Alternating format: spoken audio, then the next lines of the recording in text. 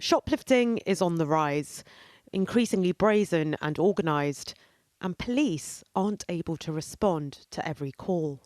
So businesses are taking action into their own hands.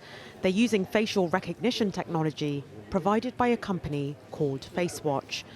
It's been used at Sainsbury's, Budgeons and Sports Direct.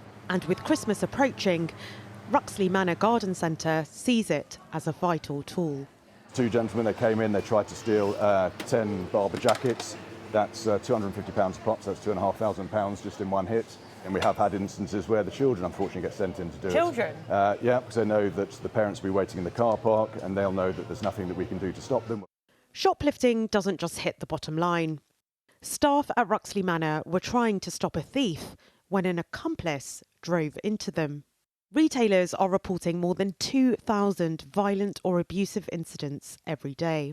It really does make a difference because at the end of the day, when people do come here and the more people are made aware of it, they know that they take the risk. It stops the repeat offenders coming in, which I think is one of the biggest problems. I've just been on my pilfering spree. I'll show you my haul. First up, the hat. I just put it on my head and walked out with it. What else have I got in my bag? Okay, Barber. So Barber is a brand that's targeted quite a lot here. $39.99, some gloves. They look pretty cosy. I managed to get them in my bag without anyone spotting me. At least I hope no one spotted me.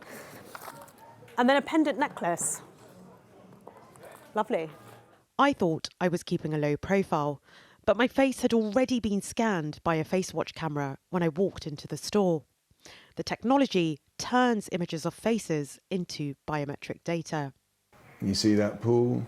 Happy that's the same person. We'll confirm that. After James spotted me stealing on CCTV, I was added to Facewatch's central database of shoplifters. Now, if I walk into another store with the technology, an alert will be set off. I was guilty. It was written all over my face. But mistakes do happen. Renee was wrongly added to the database by a shop worker who mistook her for a shoplifter. He said to me, if you don't get out, I'm going to call the police. So at that point, I turned around and I was like, are you speaking to me? Then he was like, yes, your face set off the alarm because you're a thief. At that point, I was around 6 to 7 months pregnant and I was having a high-risk pregnancy. I was already going through a lot of anxiety and all of that. So him coming over and shouting at me, it was like really triggering me. The retailer admitted the error, but privacy campaigners are concerned. The company insists rights are being protected.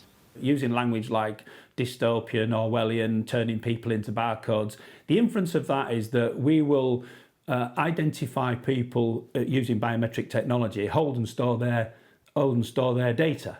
And that's just quite frankly misleading. We only do that we only store and retain data of known repeat offenders, of which is being deemed to be proportionate and responsible to do so. But in the most important trading period of the year, retailers feel like they're out of options. Gurpreet Narwan, Sky News.